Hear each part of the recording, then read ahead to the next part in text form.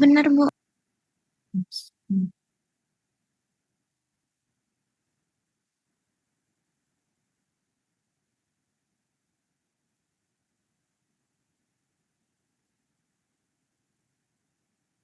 Oke. Hmm. Hmm.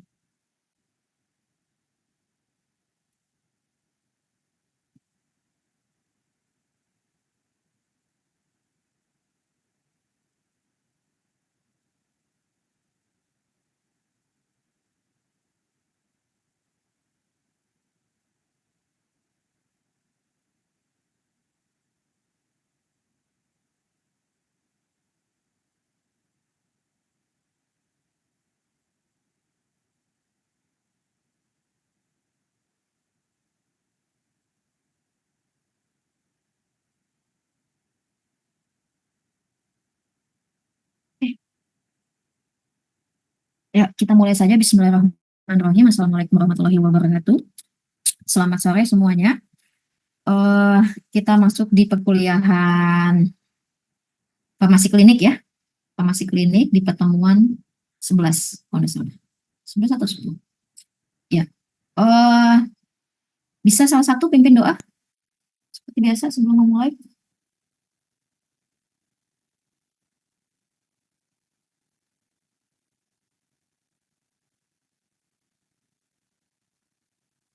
Silakan. Sebelum kita mulai perkuliahan kita pada sore hari ini, marilah kita berdoa menurut agama kita masing-masing. Berdoa dimulai.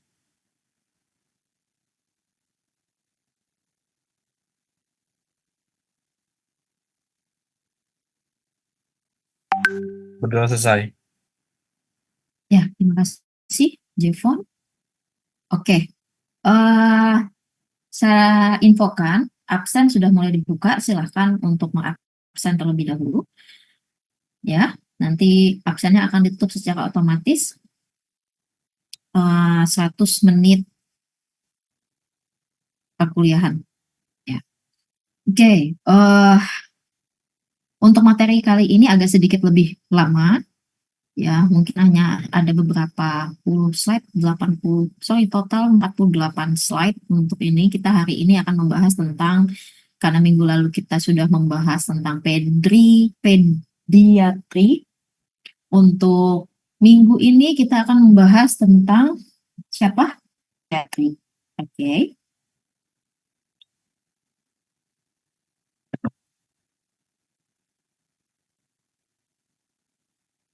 Ya, geriatri atau elderly atau lansia. Ya, bahasa Indonesianya kita sebut dengan lansia. Tentu dari kondisi-kondisi seperti flashback ulang, kondisi bukan hanya kondisi dari farmakokinetik atau chemical dari obat, tapi keadaan pasien pun juga akan mempengaruhi eh, perubahan farmakokinetik maupun farmakodinamik dari perjalanan obat di dalam tubuh. Ya, jadi nggak ada salahnya kita memahami lagi nih bagaimana anatomi, fisiologi, serta patologi yang terjadi pada usia yang sudah masuk ke 60 tahun ke atas, ya, atau masuk dalam kategori lansia atau geriatrik.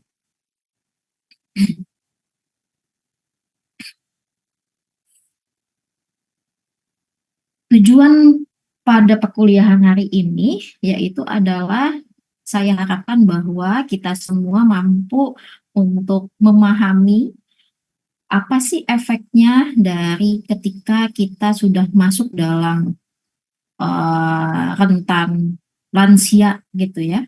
Apa perubahannya dalam parameter farmakokinetik, baik itu absorpsi, distribusi, metabolisme maupun ekskresi atau eliminasi gitu ya dalam sistem ADME. Kemudian bisa juga secara farmakodinamiknya menjelaskan perubahan farmakodinamik pada efek geriatri. Kemudian bisa memberikan prinsip dasar bagaimana sih kita memberikan seorang farmasis memberikan resep pada pasien dengan usia lanjut atau usia geriatrik gitu ya untuk menghindari efek samping samping obat karena ada perubahan dari perjalanan farmakokinetik maupun farmakodinamik suatu obat, dan serta bisa juga mengidentifikasi kemungkinan apakah terjadi ketidaksesuaian pengobatan nggak pada pasien geriatri gitu ya, berdasarkan dengan kriteria BIRS. Mungkin di sini ada yang mengambil saya nggak tahu ya, ada mengambil penelitian STAR and BIRS atau bagaimana, atau mungkin sudah mendengar atau pernah membaca penelitian tentang STAR and BIRS ini ya. Nah, kriteria BIRS and STAR biasanya itu tuh digunakan dalam mengidentifikasi ketidaksesuaian untuk pasien-pasien geriatri, ketidaksesuaian obat. Nah, itu. Dan bisa dijadikan bahan penelitian untuk mahasiswa-mahasiswa S1 seperti ini. Nanti kita akan bahas sedikit lah ya. Kalau misalnya masih ada waktu. Nah, pada prinsipnya seorang farmasis itu akan melihat dulu ya, atau akan bukan hanya farmasis saja sih sebenarnya. Kalau di Indonesia yang meresepkan obat adalah dokter. Ya, dokter akan melihat dulu pasiennya ini dia masuk dalam bagian mana, geriatri atau tidak gitu ya. Karena ada prinsip yang harus diikuti di sini. Ketika pasiennya diketahui bahwa pasiennya masuk dalam geriatri, kemudian pasti ada, pertama dimulai dengan memberikan dosis yang terendah terlebih dahulu. Ya, karena kita harus paham konsepnya, kalau misalnya pasien sudah geriatri, segala proses parameter farmakokinetik di dalam tubuh karena patologi, fisiologi sudah mulai menurun gitu ya, kualitasnya, sehingga perlu adjust dosis yang mulai terendah. Kemudian ketika misalnya harus digunakan obat baru, ya, obat baru itu harus disesuaikan juga, harus disesuaikan dengan referensi atau evidence, gitu ya. Nah, perlukah kita diberikan obat baru, gitu kan? Atau obat yang lama pun itu masih bisa berfungsi dengan baik untuk pasien tersebut. Dan selain itu, misalnya ketika dosisnya ingin kita tambah, apakah memungkinkan atau tidak gitu ya, bagaimana gitu ya. Kalau kita ingin menambah dosis, perlukah kita menggunakan metode titrasi secara perlahan gitu ya, atau langsung saja. Nah, itu akan tergantung dari kondisi pasiennya. Tapi kalau misalnya kondisi pasiennya sudah elderly atau sudah masuk dalam lansia, itu tentu akan dilakukan titrasi dosis itu pelan-pelan gitu ya. Atau titrasi dosis ini sebutannya adalah meningkatkan dosis gitu ya, secara pelan-pelan, step by step, nggak boleh langsung gitu. Mungkin pada kasus dia masih adult gitu ya, masih dewasa gitu ya, belum masuk dalam tahap geriatri, boleh kita titrasi dengan cepat. Tapi kalau misalnya dengan geriatri, kita harus titrasinya perlahan-lahan sambil dimonitoring. Tujuannya buat apa? Tujuannya adalah untuk mengurangi efek samping yang ditimbulkan. Karena tadi pada prinsipnya secara fisiologi pasien dengan masuk dalam kriteria geriatri dia hampir sama kayak menurun ke pediatri. Kenapa? Karena kualitas organ di dalam tubuh itu akan menurun. Gitu ya. Ketika kualitas organ menurun, tentunya kinerja organ tersebut pun akan juga menurun. Ya. Nah, penurunan inilah yang akan terjadi perubahan-perubahan dari absorpsi dan lain-lain sampai dia eliminasi. Dan kalau bicara tentang dosis, tentunya yang seperti kita bicarakan pekan lalu, indeks terapi gitu ya, dengan gap antara efek terapeutik dengan gap antara dengan toksisitas, itu akan seringnya berjalannya waktu, berjalannya usia, bertambahnya usia, dia akan mengalami apa? Mengalami penyempitan. Gapnya itu akan semakin mengecil tuh antara terapeutik dan toksik. Nah, sehingga perlulah pada saat kita meningkatkan dosis atau memerlukan peningkatan dosis untuk pasien geriatri, kita lakukan secara perlahan-lahan. Gitu ya, melakukan titrasi dosisnya secara perlahan-lahan. Dan ya untuk pasien geriatri kita nggak boleh banyak-banyak memberikan obat gitu ya. Kalau perlu satu obat cukup satu obat gitu ya. Jadi nggak perlu banyak ya, karena memang semakin banyak pasien geriatrik diberikan obat gitu ya, maka semakin besar juga kemungkinan terjadinya efek samping. Ya, interaksi obat dengan obat, interaksi obat dengan penyakit gitu ya, itu lebih utama. Karena semakin ketika masuk ke geriatri itu pasti penyakit juga akan bermunculan gitu ya. Biasanya apa menurut kalian penyakit-penyakit orang tua apa sih yang sering penyakit orang tua? Diabetes, Bu. Diabetes, apalagi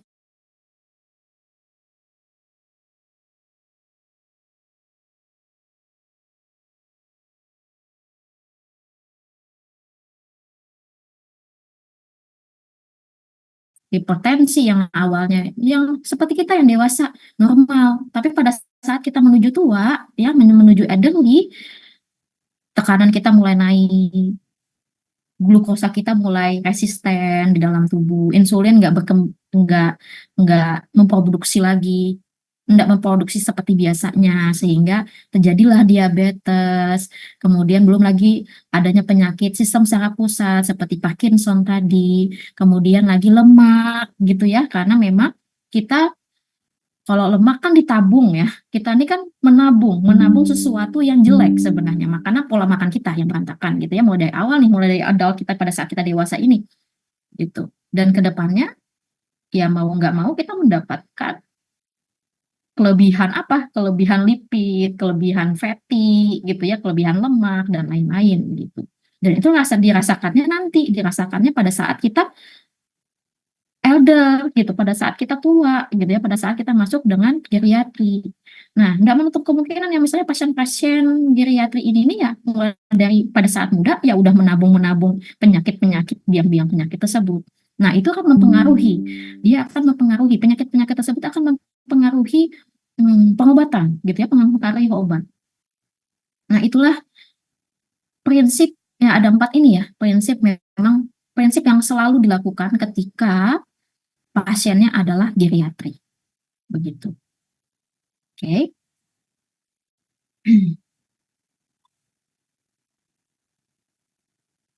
Nah, bicara tentang geriatri tadi batasannya tergantung beda-beda ya. Jadi di Indonesia 60 tahun ke atas itu masuk dalam geriatri.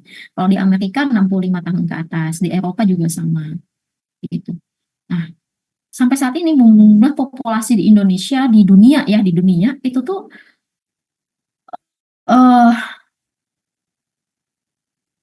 geriatri itu sudah hampir 20% gitu ya, 20%. Dan dari jumlah populasi yang geriatri ini itu 30%-nya itu harus diberikan obat, ya mengkonsumsi obat. 30%-nya ya dari populasi geriatri. Itu sudah harus mengkonsumsi obat terus-menerus. Karena tadi, yang seperti saya bilang, di usia muda dia sudah mulai menabung. Menabungnya apa? Bukan menabung duit gitu ya. Menabung duit juga oke ya. Tapi menabung juga penyakit-penyakit yang biang-biang nanti yang akan timbul ke depannya nanti. Gitu. Sehingga, ya itu tadi pada saat menjelang tua, terjadilah penyakit-penyakit yang sudah timbullah penyakit-penyakit yang tadi dan harus diminum, harus diresepkan obat gitu ya. Bayangin obat pasien, misalnya pasien sudah masuk lansia, kemudian terkena diagnosa hiperglikemi, ya DM atau hipertensi. Pengobatannya apa? Pengobatannya bagaimana? Pengobatannya dilakukan apa? Seumur hidup ya. Dia harus menggunakan obat terus-menerus tuh sampai akhir hayatnya supaya menstabilkan gitu ya. Hipertensi dia harus minum antihipertensi supaya menstabilkan blood pressure-nya, tekanan darahnya. Kalau DM, dia harus minum obat anti DM dia obat anti diabetes untuk apa? Untuk menstabilkan kadar glukosa di dalam darahnya. Terus menerus diminum tiap hari. Gitu. Dan kemungkinan bisa jadi di tahun 2040 akan meningkat seiring waktu.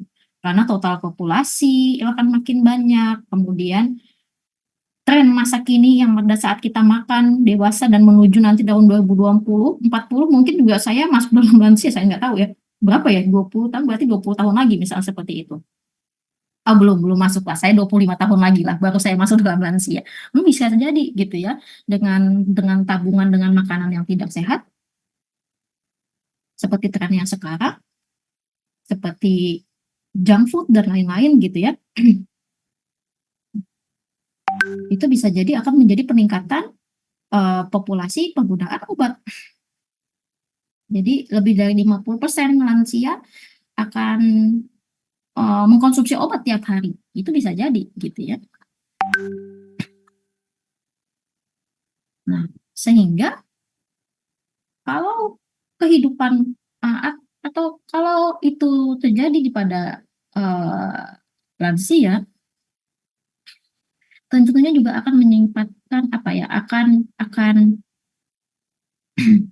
semakin dia banyak mengkonsumsi obat, akan semakin meningkatkan resiko terjadinya efek samping atau efek yang merugikan gitu. Ya, tapi bukan hanya lansia saja gitu ya, tapi pada saat kita dewasa yang adult pun juga akan resikonya menjadi efek reaksi obat yang tidak merugikan pun juga terjadi, tapi akan lebih rentan pada saat pasien geriatri. Kenapa? Ya tadi fisiologinya sudah mulai menurun, kualitas organ sudah mulai menurun gitu ya, dan harus banyak minum obat. Nah, itu kan faktor-faktor yang akan mungkin lebih meningkatkan lagi resiko terjadinya efek obat yang merugikan. Ya. Bayangin dia sudah harus mengkonsumsi banyak obat gitu ya, belum lagi penyakit penyertanya bukan hanya satu saja, mungkin lebih gitu ya. Kemudian perubahan usia gitu ya mempengaruhi farmakokinetik dan farmakodinamik. Itu adalah faktor-faktor yang yang akan tentunya akan meningkatkan resiko reaksi obat yang merugikan gitu ya, resiko obat yang tidak diinginkan untuk pasien-pasien geriatri. Jadi AD ini adalah resiko obat ya, reaksi obat yang merugikan. AD ini adverse drug. Jadi memang ya secara populasi di Indonesia, di seluruh dunia itu reaksi obat yang tidak diinginkan itu bisa 28% ya bertanggung jawab atas pasien yang masuk rumah sakit. 28%. Ya ada kasus nih, itu kasusnya itu. Dan 35% lansia itu terjadi reaksi obat yang tidak diinginkan, yang berada atau yang tinggal di komunitas. Di komunitas ini dalam artian outpatient rawat jalan ya, rawat jalan. Dan kalau kita bicara tentang inpatient atau rawat inap, insiden dari reaksi obat yang merugikan ini itu 26 dari 1000 bed, dari 1000 tempat tidur di rumah sakit. Meskipun kecil ya, hanya 26 dari 1000, tapi ini perbandingan yang nggak bisa dilihat dengan satu mata. Jadi memang harus benar-benar diperhatikan karena 26% banding 1000 itu ya cukup banyak gitu ya, cukup banyak. Dan tentu karena menurunnya kualitas, banyaknya faktor-faktor begini, tentunya pasti kalau misalnya kita bicara tentang keuangan, tentu menghabiskan uang lebih banyak gitu ya dibandingkan dengan yang sehat tentunya.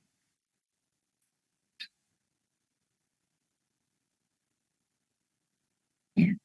Dan itu tadi karena banyaknya penyakit yang diderita oleh elderly, tentu obat-obat pun juga banyak yang diberikan gitu ya.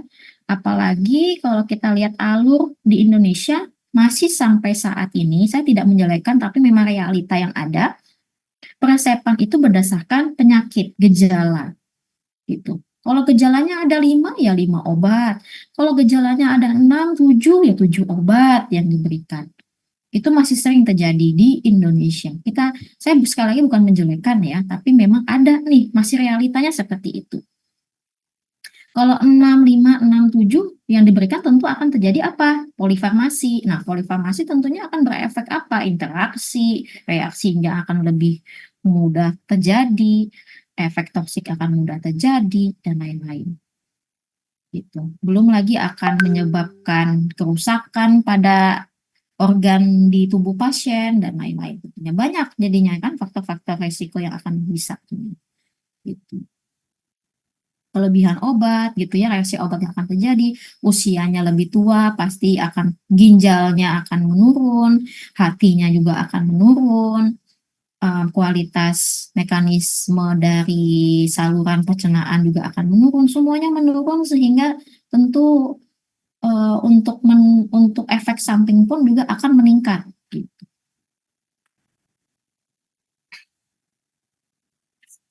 Sehingga peraturan atau tenaga kesehatan itu akan berpikir gitu ya, berpikir bagaimana sih caranya untuk meminimalisir gitu ya, caranya meminimalisir resiko yang tidak diinginkan ini itu kurang terjadi gitu ya pada pasien lansia, sehingga perlulah adanya apa ya, adanya monitoring, kemudian adanya kajian gitu ya, mengkaji, mengecek terlebih dahulu pasiennya bagaimana, perlu nggak urgent nggak harus ditambah lebih dari 2 obat misalnya seperti itu. Dan ini ya harus dimonitoring gitu. Setiap kali kita kasih obat untuk elderly, kita harus monitoring. Seperti itu. Sama halnya dengan yang tadi, yang sama halnya dengan minggu lalu pada pasien anak-anak gitu ya. Pada pasien anak-anak. Kalau pasien anak-anak kan lag-nya apa? Yaitu adalah kurangnya penelitian. Nah, tapi kalau di yang elderly itu udah banyak penelitian. Penelitian itu bukan menjadi lag lagi, kurangnya penelitian itu tuh bukan jadi lag lagi untuk masalah pasien geriatri. Tapi di sini adalah peran bagaimana skill seorang tenaga kesehatan untuk apa ya, untuk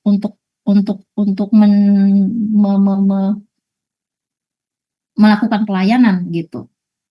Apakah monitoring kah, melihat, mengecek gitu ya, itu kan pelayanan kita ya, melihat monitoring efek samping, terapeutik, dan lain-lain.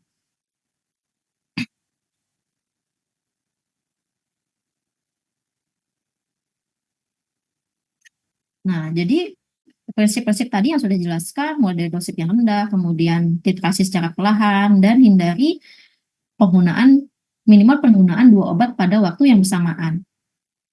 Jadi minimal itu menghindari interaksi gitu ya, minimali interaksi dan polifarmasi.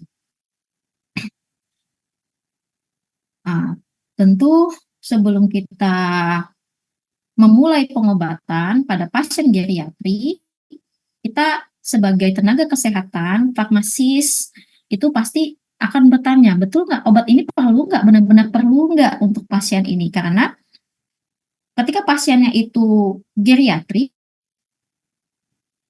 prinsip kita adalah meminimalisir penggunaan obat, kan gitu. Meminimalisir penggunaan obat. Sama dengan pediatri, meminimalisir penggunaan obat. Tapi alasannya meminimalisir pediatri adalah karena lag-nya jurnal atau evidence base ini adalah dari kondisi pasien itu sendiri. Apakah obat ini diperlukan? Kemudian bagaimana terapeutiknya yang dibutuhkan? Kemudian apakah manfaatnya ini nih lebih bermanfaat nggak, lebih berbenefit nggak daripada resikonya gitu ya? Kemudian apakah obat ini juga ada efek lain nggak gitu? Apakah juga mempengaruhi efek obat yang lain nggak? Minimal alias ada interaksi nggak gitu kan? Atau bisa nggak satu obat ini nih diobatinya dengan 2 kondisi? Nah, seperti itu. Kita meminimalisir itu, intinya itu meminimalisir. Untuk geriatri itu kita memilihkan obat yang harus kita minimalisir jumlahnya. Dan pasien juga harus tahu bagaimana cara penggunaannya, cara minumnya, karena ya itu tadi saya bilang, ketika pasiennya masuk geriatri, karena semua kondisinya menurun, penyakitnya ada, biasanya penyakitnya itu tuh adalah ya sampai habis umurnya gitu ya, sampai habis usianya harus dia konsumsi. Beda dengan kita yang kayak dewasa, kayak seperti masih akut gitu ya. Kalau elderly, dia udah masuk dalam kategori kronis. Kalau kronis ya itu tadi, kronis harus terus-menerus digunakan, gitu kan begitu. Nah, kalau misalnya kita bicara tentang farmakokinetik, ya tentunya akan perubahan ya. Jadi perubahan semuanya dari segi apapun, mulai dari A maupun M, gitu ya. Penyerapan, distribusi, metabolisme, dan eliminasi. Itu pasti akan perubahan.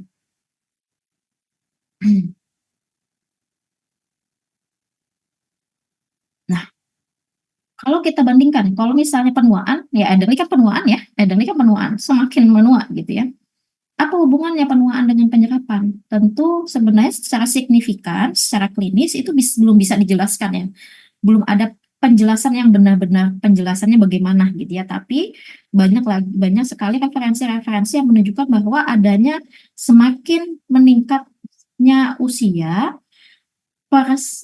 penyerapan tuh akan semakin berkurang meskipun memang belum ada signifikansi yang jelas. Tapi kebanyakan obat itu penyerapannya akan semakin turun. Jadi semakin tua, semakin turun penyerapannya. Seperti itu. Kenapa? Kira-kira biasanya dikompaknya adalah dari difusi pasif dari bagian proksima usus halus. Seperti yang saya bilang, organ-organ yang ada di dalam tubuh semakin masuk dalam rentang elderly akan semakin menurun. Nah, jadi adanya penurunan mekanisme atau penurunan aktivitas gitu ya, penurunan aktivitas dari proksima usus halus sehingga menghambat penyerapan difusi pasif gitu oleh obat. Ya, itu tadi. Nah, kecuali ada beberapa obat seperti levodopa yang dimana di sini itu tuh tidak berefek dalam penurunan aktivitas usus halus ya. Dia malah dapat meningkat 3 kali lipatnya karena bioavailabilitasnya gitu. Karena dia dia berinteraksi dengan dinding lambung. Ya, aktivitas dengan dekarbosilase di dinding lambung. Nah, lambung kan juga akan menurun ya, sehingga ketika aktivitas di dinding lambung menurun ya, dekarbosilase menurun.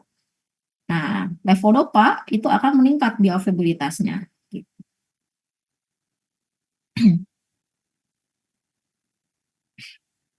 Nah, kalau misalnya bicara tentang administrasi, absorpsi, penyerapan, nah kita bicara tentang GI ya, gastrointestinal, saluran pencernaan.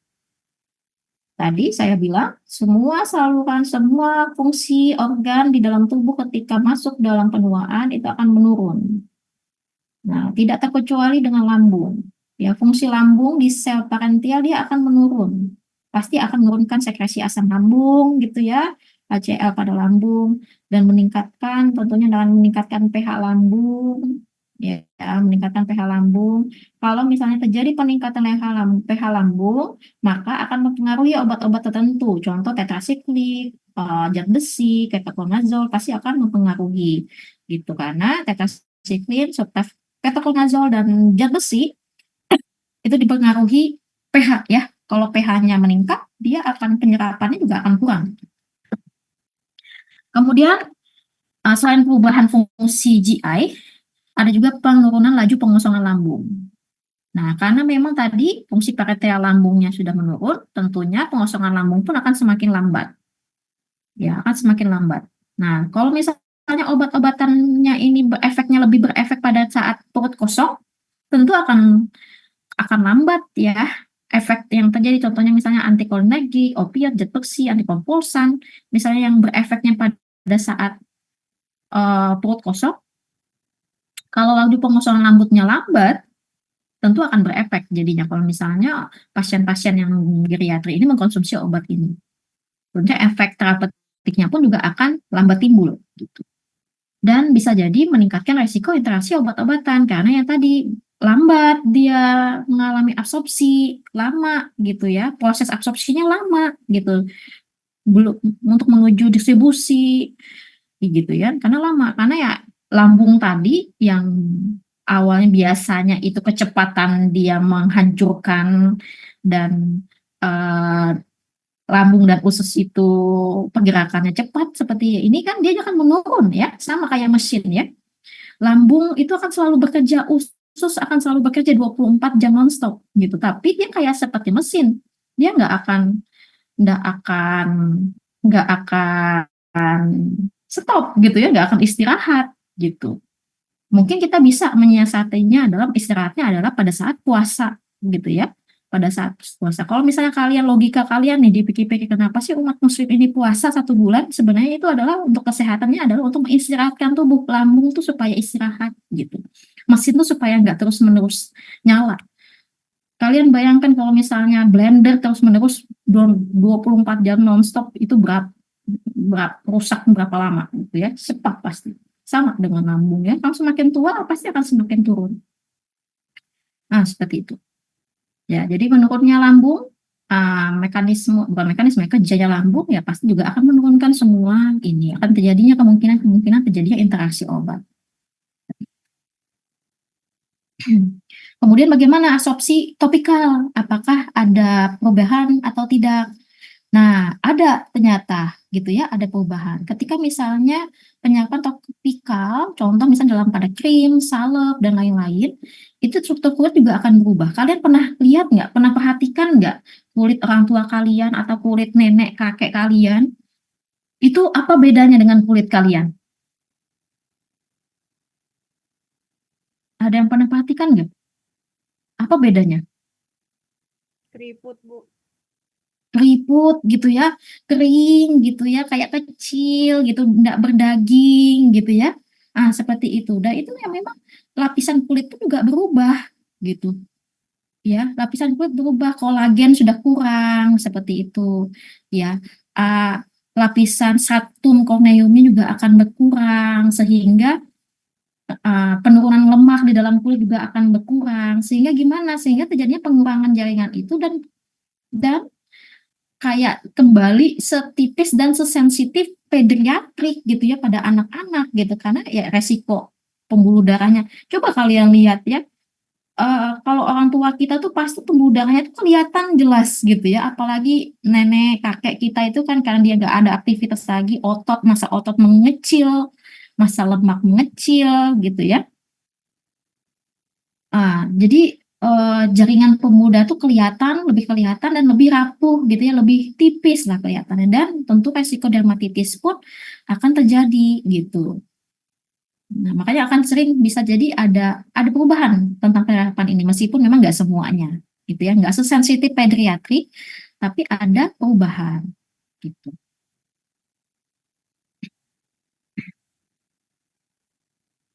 Kemudian kalau misalnya kita berkaitan dengan distribusi, nah distribusi secara distribusi volume distribusi itu pasti tergantung juga terhadap fisikokimia dari masing-masing obat ya itu. Kalau distribusi, volume distribusi pasti berhubungan dengan T setengah ya dan clearance. Nah, seperti itu. Jadi bukan hanya faktor manusia saja, tapi faktor fisikokimianya pun kimia obat juga akan mempengaruhi. Nah, tapi tetap dalam kondisi geriatri, volume distribusinya akan juga akan berubah. Kalau volume distribusi berubah, T setengah maupun nilai CL itu pun juga akan berubah.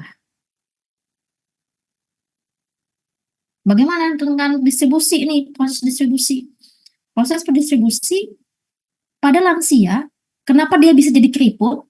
Kenapa? Karena air di dalam tubuh, ya, air di dalam tubuh ini baik itu intraseluler, ekstraseluler, di intraseluler, di ekstraseluler pun akan menurun sebanyak 10-15% gitu. Makanya lebih rentak, lebih keriput gitu ya, nggak kenceng gitu loh. Nah, dan itu juga akan menyebabkan volume distribusinya juga akan menurun. Terus bagaimana kalau misalnya pasien geriatri ini meminum obat-obat yang hidrofilik? Semakin sedikit, kemudian dia sifatnya hidrofilik, berefek enggak jadinya? Gitu. Tentunya akan mempengaruhi efek ya, mempengaruhi efektivitas.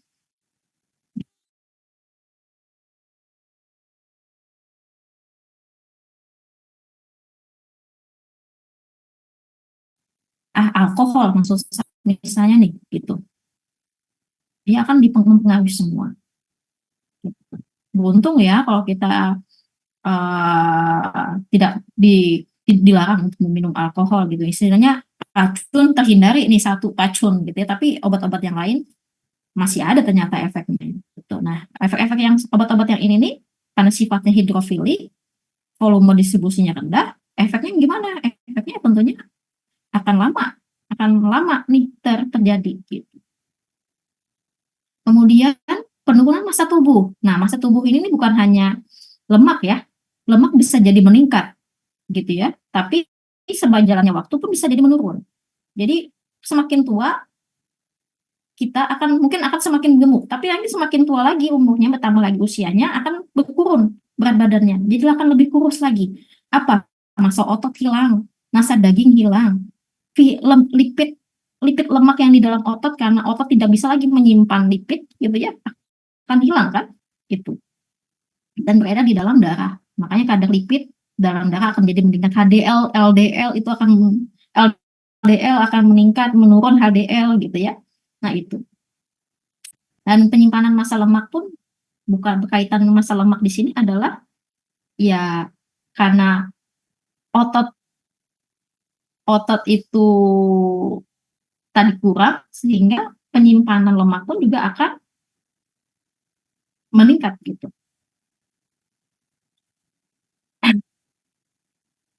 Kalau misalnya massa otot menurun, volume distribusinya lebih rendah untuk obat yang mengikat otot. Ya, kemudian kalau misalnya menyimpan lemak, VL-nya akan jauh lebih tinggi. Kenapa? Untuk obat-obatan yang volume lipofilik. Gitu.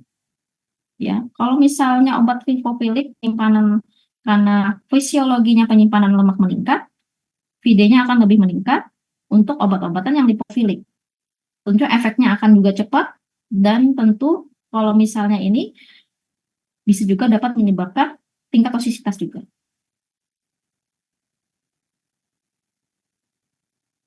Nah, kemudian kalau bicaranya tentang ikatan protein. Nah, ikatan protein ini kan mempengaruhi apa? Mempengaruhi ikatan ke reseptor gitu ya.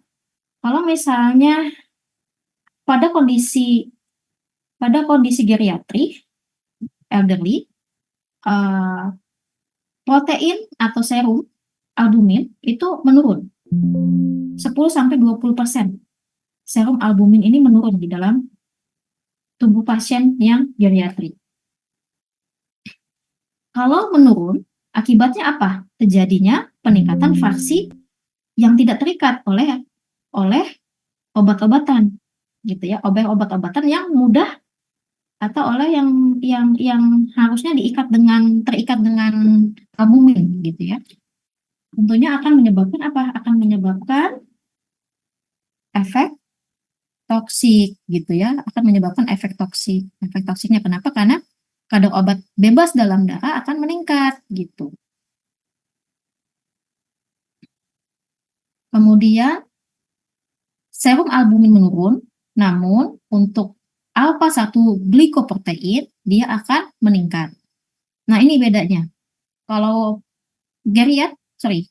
pediatri ini adalah baik albumin maupun alpha-1 glikoproteinnya dia menurun, tapi kalau di lansia itu albumin menurun, tapi alpha-1 glikoproteinnya meningkat.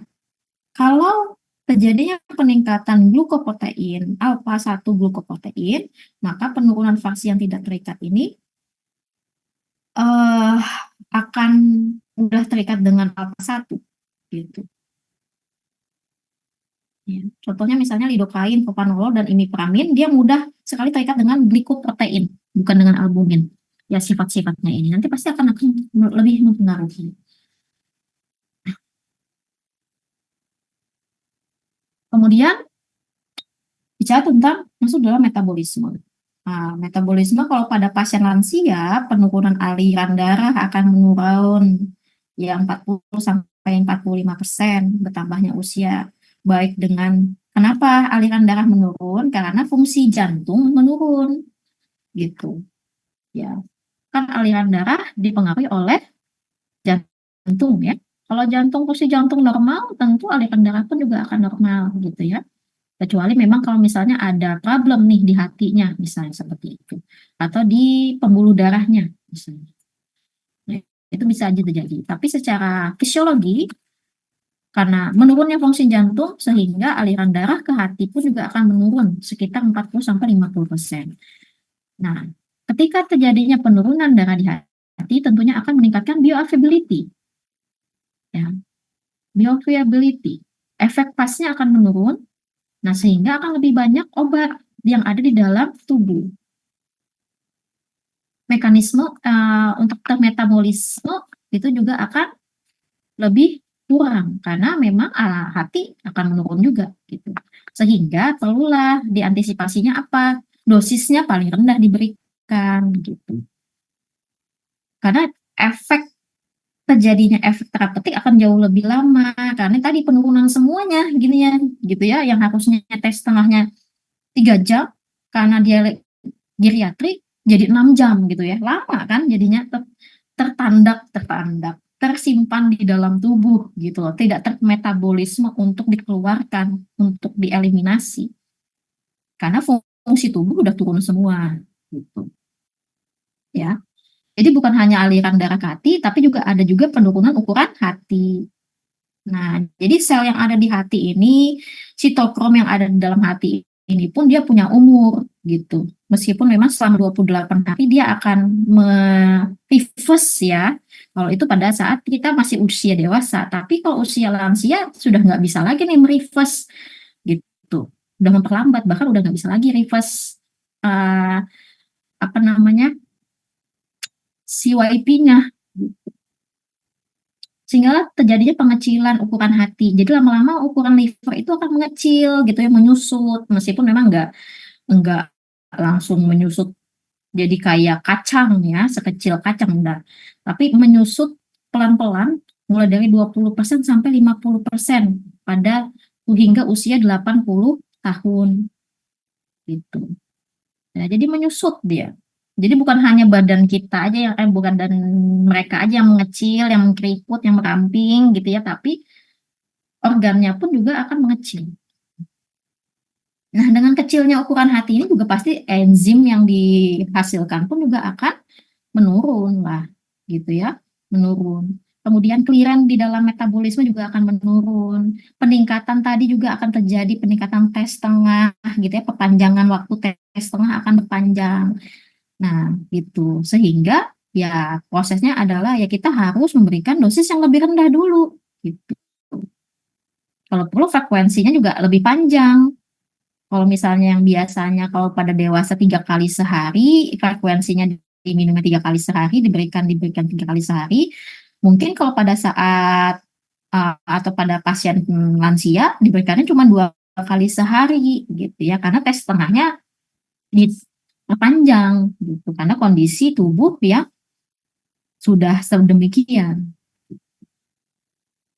Dan juga perlu diperhatikan efek metabolit toksiknya. Contoh seperti meperidin, popoxifen yang dimana harus termetabolit nih mereka sebagian besarnya kalau zat aktif di dalam tubuh harus termetabolit gitu ya. Tapi kalau misalnya enzim metabolismenya ini sudah kurang, tentu efek dari yang harus termetabolit ini juga akan berkurang kan hasil metabolitnya kan. Nah, jadi ya meperidin dan peroxifen ya atau obat-obat yang memang harus dimetabolit di dalam hati itu juga harus diperhatikan. Gitu.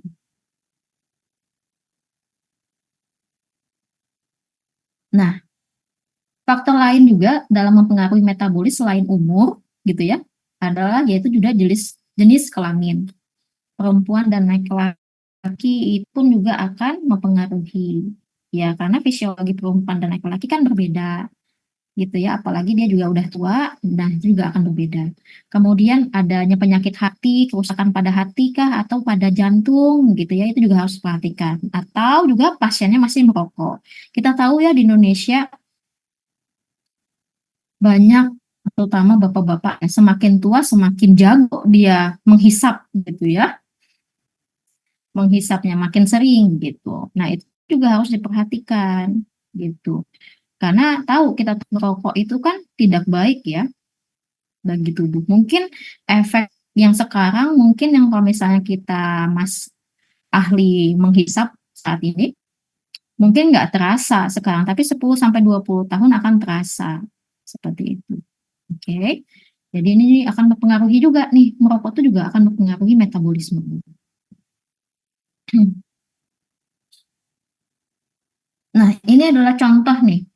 Ini contoh volume distribusi. Nah, ini di usia kalian ya 22 tahun. Mungkin ini bahkan mungkin kalian 20 tahun mungkin ya, 20 mungkin 20 sampai 21 ya mungkin ya. Mungkin ada juga yang 19 tahun ya.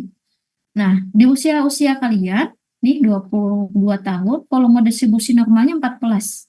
Tapi kalau di usia 71 dia meningkat volume distribusinya. Gitu ya.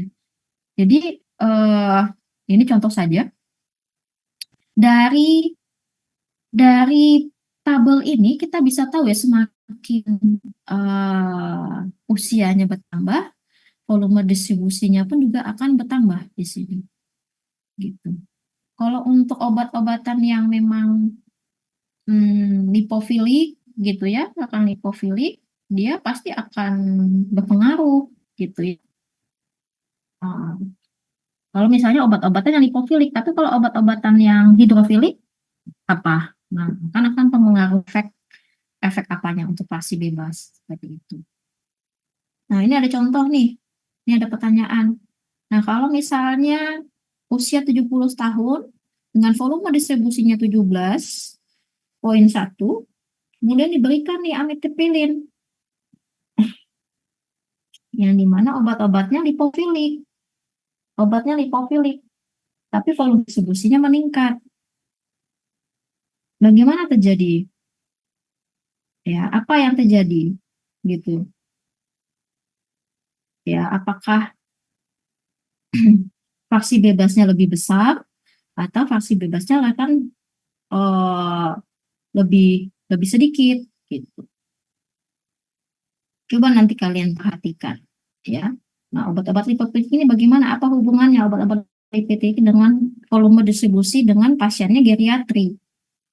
Ya, masa tubuhnya lebih ramping ya. Kemudian ikatan protein albuminnya tadi albuminnya menurun. Nah, albuminnya menurun. Bagaimana jadinya? Seperti itu. Nah, ini akan mempengaruhi semua nih. Ayuda? Oh, oke. Nah, itu akan mempengaruhi nih kondisi-kondisi ini. See you. Bye. Kemudian masuk di eliminasi. Nah, eliminasi bagaimana nih ceritanya eliminasi? Kalau eliminasi organ yang mempengaruhi apa? Ginjal. Gitu ya. Yang mempengaruhi ginjal. Nah, ginjal bagaimana, Bu? Bagaimana kondisi ginjal pada saat masuk usia lansia? Sama seperti tadi, semua organ yang ada di dalam tubuh pada saat masuk lansia sudah mulai menua, itu pasti juga akan berkurang aktivitasnya. Gitu. Nah, kita tahu hampir semua obat itu dikeluarkan dari tubuh melalui ginjal. 80%. 20% itu cuman 20% aja itu dikeluarkan dari feses ya, dalam bentuk feses, dalam bentuk keringat, dalam bentuk ASI dan maupun yang lain. Sisanya adalah dalam bentuk urin. 80% ini. Kalau misalnya kinerja ginjal menurun, tentu akan terjadi peningkatan akumulasi obat dan toksisitas. waktu eliminasinya lambat. Ya tadi makanya tes tengahnya pun juga akan lama. Gitu. Dan umumnya pada saat penuaan pasti akan terjadi gangguan fungsi ginjal. Gitu. Memang secara faktor umurnya ginjalnya sudah menua, ada juga faktor-faktor lain, yaitu adalah tadi makanan dan minuman yang memang mulai dari awal, mulai dari muda itu sudah tabung nih untuk merusak. Gitu. Nah, sehingga lah resiko untuk terjadinya gangguan fungsi ginjal ini akan terjadi. Nah, seperti itu kira-kira. Kayak contoh, misalnya DM aja. DM. Ketika pasien itu DM, pada saat dia masih dewasa, dia sudah DM, setelah dia akan 5 tahun kemudian, 10 tahun kemudian, 5 tahun kemudian aja, nanti efek ginjalnya akan terpengaruhi. Gitu. Itu sering-sering terjadi itu. Ginjal akan terpenuhi. Nanti fungsi ginjal akan meningkat. Fungsi ginjal akan menurun. Nah, itu hanya DM tuh ya. Ini penyakit DM tuh seperti itu. Makanya DM penyakit yang paling jahat itu apa? Penyakit jahat itu adalah DM. Karena DM itu dapat meningkatkan. Kalau sekali kena DM, ya satu aja penyakitnya DM aja gitu ya. Pasti penyakit-penyakit yang lain akan terikuti. Itu yang hati-hati gitu ya. Bahkan fenomena sekarang anak-anak muda, bukan anak-anak muda lagi ya. Anak-anak kecil. Sudah apa? Sudah cuci ginjal. Cuci ginjal, cuci darah. Ya, bayangin tuh. Ya, anak kecil. Gitu. Dulu trennya cuci darah itu tuh orang-orang dewasa, lansia gitu ya, 40-an tahun. Sekarang udah menurun tuh. Ke anak-anak pun udah cuci darah gitu. Apa yang salah kalau menurut kalian? Pola makan ya, pola minum gitu. Apalagi di waktu-waktu kalian nih usia sekian dengan kegiatan yang eh, benar-benar apa ya, benar-benar hektik di luar perkuliahan, kita nggak bisa jaga makan, kita nggak bisa jaga minum, kita apalagi tren minum-minum sekarang yang manis-manis gitu ya, eh yang berwarna-berwarna. Nah, tren-tren itulah yang akan menyebabkan ini, dan anak-anak ya rentan ini sekarang bukan bukan bukan kita aja ya, anak orang-orang tua yang sudah punya anak itu kan anak-anak juga akan terikuti ketika orang tuanya suka minum-minuman seperti itu gitu ya, dan akan kalau anak-anak juga akan mengikut gitu, sehingga ya itu tadi akan terjadi kerusakan pada ginjal. Nah, kembali ke slide.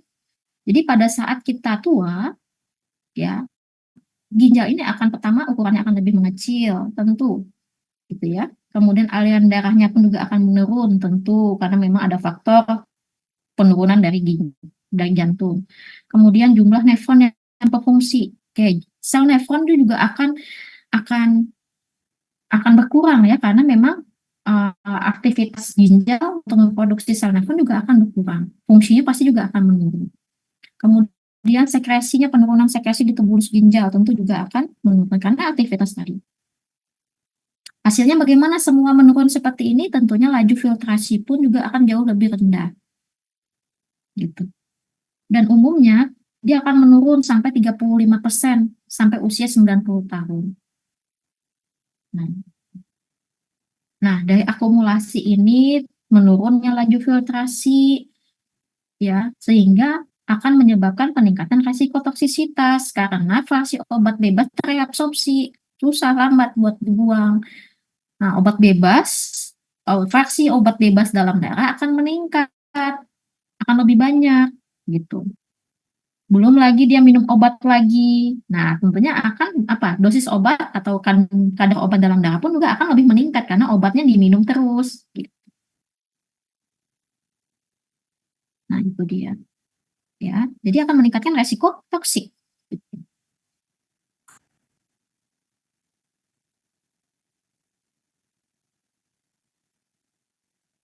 Nah,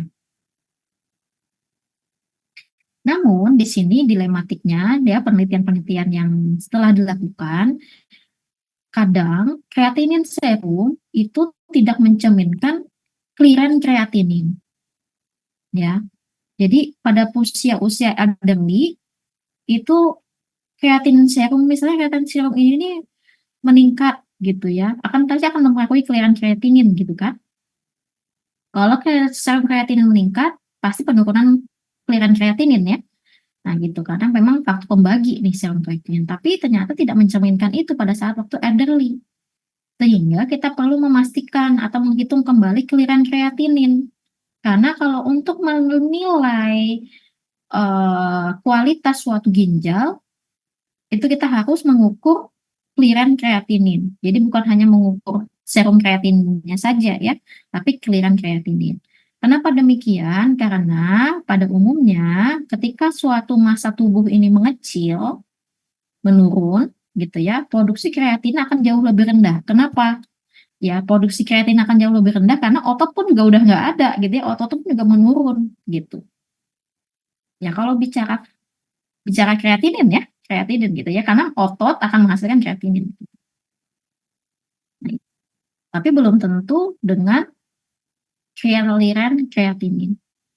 Nah, tapi kalau untuk pasien-pasien lansia, kreatininnya jauh menurun dan laju filtrasi glomerulusnya juga akan menurun karena fungsi tadi mekanisme kerja dari ginjal pun juga akan menurun.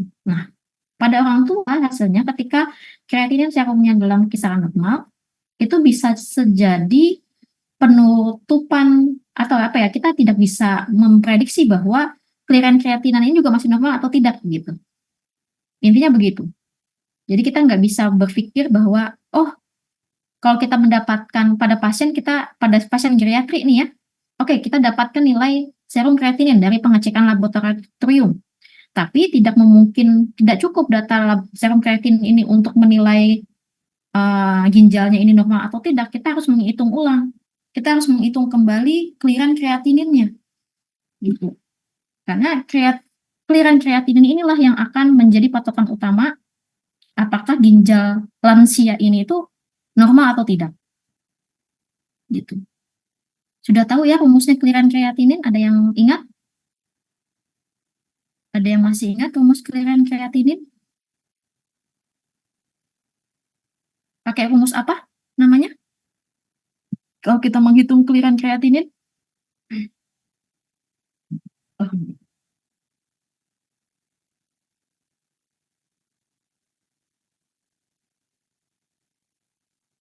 apa nama rumusnya untuk menghitung clearance kreatinin?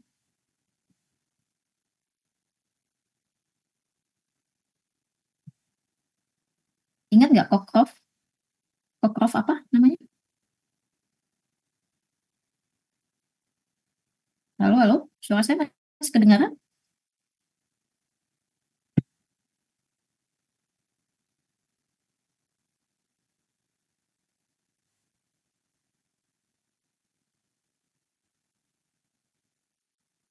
Ada yang mau respon saya?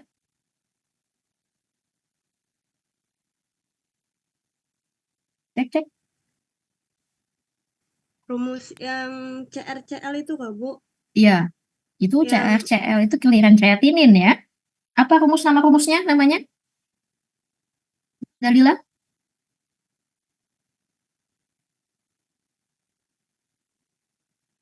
Tadi sudah saya kasih tahu tuh depannya, Cockcroft. Cockcroft Bu. Iya, betul ya, Cockcroft gitu. Nah, itu tuh rumus untuk kita dapat menilai siapa tadi namanya? Saya nggak tahu. Siti Ramadhani Bu. Siti Ramadhani, iya. Oke, thank you. Nah, itu. Jadi pakai rumus itu gitu loh untuk menghitung CRCL gitu ya, atau ya sebutannya adalah clearance kreatinin. Nah, rumus Cockcroft Gold gitu ya. Nah, kenapa harus menghitung clearance kreatinin? Karena clearance kreatinin inilah yang jadi penentu utama untuk menilai bahwa fungsi ginjal itu masih normal atau tidak pada pasien. Karena serum kreatinin itu tidak cukup menjadi bukti yang kuat. Nah, apa tujuannya? Karena dia penilaiannya atau perhitungannya akurat, kemudian memerlukan pengumpulan urin selama 24 jam, sehingga ya memang akurat sekali gitu ya, karena 24 jam terkumpul. Dan bisa aja 8 jam juga, hanya pengumpulan 8 jam urin, tapi ya tidak terlalu akurat gitu ya. Dan biasanya digunakan adalah Cockcroft and Gault gitu. Ini rumusnya. Nah, rumusnya bagaimana? Rumusnya yang ini. Ya, berat badan dalam bentuk kilo ya dikali 140 dikurang usia dikali dibagi dengan 72 dikali dengan nilai serum kreatinin yang ada kita dapatkan di data laboratorium. Nah, kalau misalnya pasiennya perempuan, 3 dikalikan 0,85. Nah, ini mungkin sudah kalian dapatkan nih di mata kuliah biokimia klinik, saya nggak tahu ya. Tapi dulu ada praktikumnya. Saya nggak tahu sekarang kalian masih ada atau enggak. Dan ini kita harus menghitung gitu ya dengan rumus yang ini, rumus keliran kreatinin ini.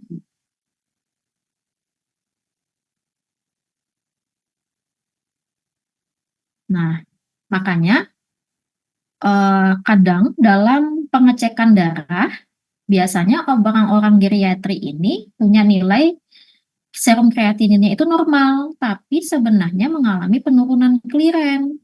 Kenapa? Karena adanya faktor-faktor tertentu. Pertama, ya peningkatan produksi kreatinin dan peningkatan laju.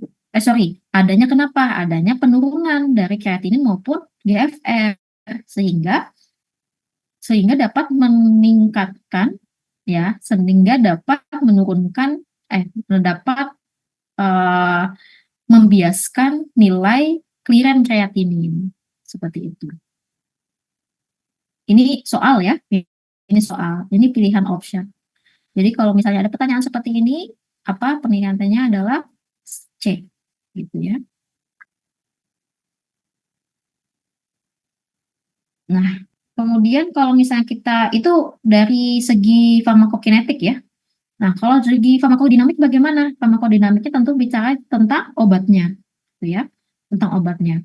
Kalau farmakokinetik dari parameter farmakokinetiknya itu menurun atau berubah, tentu dari farmakodinamiknya pun juga akan berubah, gitu ya. Farmakodinamiknya juga akan berubah.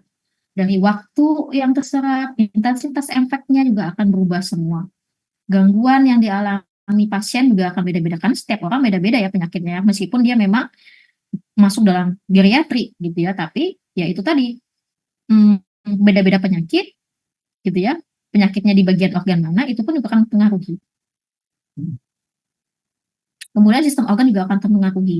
Kemudian mulai dari ginjal, hati, GI, sistem saraf pusat, kardiovaskular,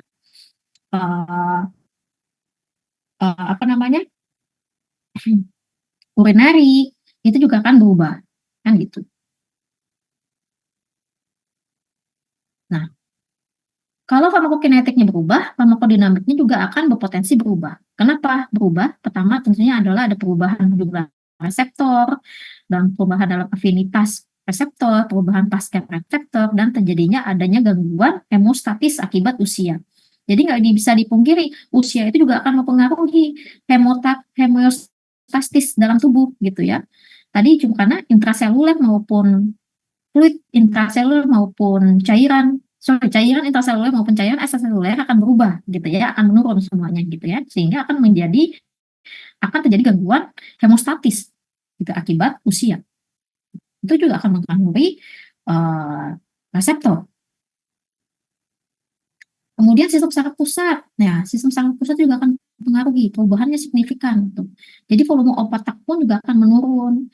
Kemudian perubahan dalam kognisi, gitu ya, dalam penangkapan, otak akan kurang, akan menjadi lambat gitu ya, dalam pemahaman, kognisinya lah gitu. Dan tentunya akan juga meningkatkan kepekaan terhadap obat-obatan yang memang reseptornya ada di sistem saraf pusat. Jadi bukan hanya otak saja yang mengecil, tapi barier CFP juga akan menurun gitu ya, akan menipis, sehingga obat-obatan yang sifatnya sistem saraf pusat dia juga akan semakin mudah masuk gitu ya ke detak, berikatan dengan reseptor di otak. Contohnya apa? Benzodiazepin, opioid, NSAID gitu ya, jangan lebih mudah berefek dia gitu. Karena efeknya kan di sistem saraf pusat. Seperti itu. Ya. Belum lagi blokade kolinergiknya gitu ya, yang dimana ketika terjadi peningkatan blokade kolinergik akan mudah sekali sedasi, kebingungan gitu ya, berkurangnya kemampuan mengingat gitu ya, kayak seperti tadi akan terjadi Parkinson gitu kan, Alzheimer seperti itu. Itu kan penyakit-penyakit tua gitu ya, yang dimana disebabkan oleh sistem saraf pusat. Nah, itu. Nah, belum lagi misalnya pengobatan ya sistem saraf pusat tadi. Misalnya kayak benzodiazepin misalnya gitu ya, diberikan ketika pasien mengkonsumsi benzodiazepin, kemudian dia lansia, dia akan menyebabkan peningkatan depresi dalam sistem saraf pusat. Dia akan lebih parah gitu ya, dan juga akan menyebabkan mudah jatuh gitu ya, dan ya istilahnya efek balance-nya akan berkurang gitu. Nah, itu karena mempengaruhi sistem saraf pusatnya. Nah, kemudian dalam efek kardiovaskuler tentu tadi ya, karena penurunannya fungsi jantung, semua obat ya itu juga akan dipengaruhi karena semua organ akan dipengaruhi karena aliran darah ya. Ini bicara tentang aliran darah. Kalau misalnya obat hipertensi digunakan, tentunya juga akan harus hati-hati gitu ya, akan harus hati-hati.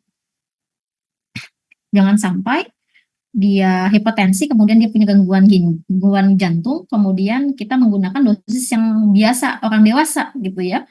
Jadi bisa jadi hipotensi malah lebih berbahaya gitu ya. Kalau kita tahu hipertensi dan hipotensi itu akan sama-sama bahayanya, kan begitu.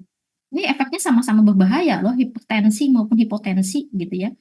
Jadi harus hati-hati pemilihan dosis untuk obat antihipertensi.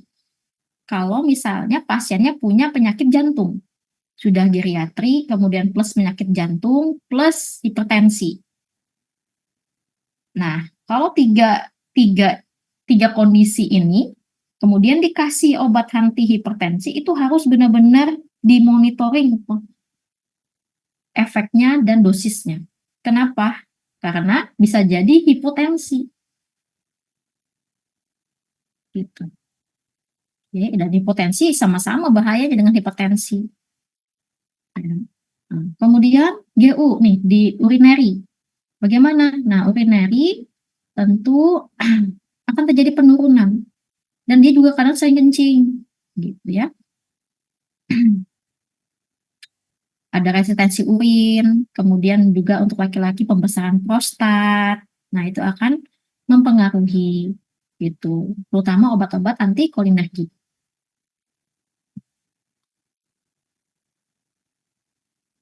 Nah, ini tadi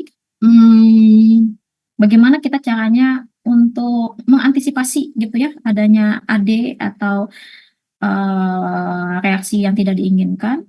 Nah, di sini kita bisa melihat atau bisa mengevaluasi dengan menggunakan kriteria BIRS dan STAR.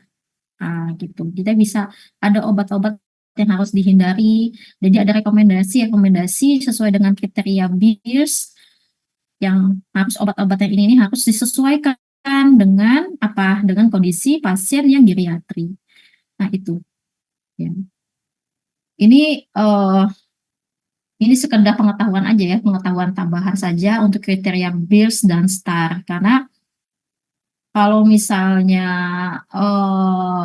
ini dari mana gitu ya kriteria BIRS ini? Kriteria BIRS ini dari kumpulan evidence base ya, kumpulan evidence atau dari riset yang sudah ada hingga sekarang dan dikumpulkan menjadi satu dan dijadikan kriteria gitu ya untuk mengurangi tingkat kejadian reaksi obat yang tidak diinginkan pada pasien geriatri atau lansia. Nah, seperti itu. Jadi ada daftarnya. Dan ini kenapa saya kenalkan kalian supaya kalian juga, karena kan kalian farmasi klinik ya, iya nggak sih? Iya, farmasi klinik ya. Jadi kalian juga harus tahu, oh kriteria BIRS dan STAR ini adalah khusus untuk analisis pengobatan atau penggunaan obat gitu ya pada lansia gitu. Jadi kalian kalau misalnya nanti ke depannya insya Allah kerja jadi farmasis misalnya seperti itu, jadi kalian nggak asing, oh kriteria BIRS dan STAR itu digunakan gitu untuk mengevaluasi pengobatan pada pasien lansia. Nah, seperti itu kira-kira. Oke. Nah, nanti ini ini sendiri, ini cuma intermezzo saja. Saya tidak terlalu akan banyak berkomentar atau tidak terlalu, ini cuma pengenalan biasa aja ya. Jadi memang kalau untuk kriteria BIRS itu tergantung diagnosanya. Jadi lansia apakah ada penyakit lain lagi, kemudian ada juga ada list obat-obatannya. Ya, ada list obat-obatannya yang memang oh ini obatnya harus dikurangi dosisnya, ini obatnya harus dihindari untuk pasien lansia seperti ini gitu. Jadi eh, ada mahasiswa saya pun sudah diarahkan ya, tapi bukan angkatan kalian, angkatan sebelumnya itu sudah lulus kakak tingkat kalian, dia menggunakan kriteria BIRS dan STAR untuk mengetahui pola pengobatan gitu ya untuk ini. Nah, ini bisa jadi jadi referensi untuk penelitian sih bagi mahasiswa yang memang mungkin belum belum dapat judul mungkin, tapi saya kayaknya kalian sudah dapat judul ya semuanya ya. Kalian angkatan 2001 atau 2022?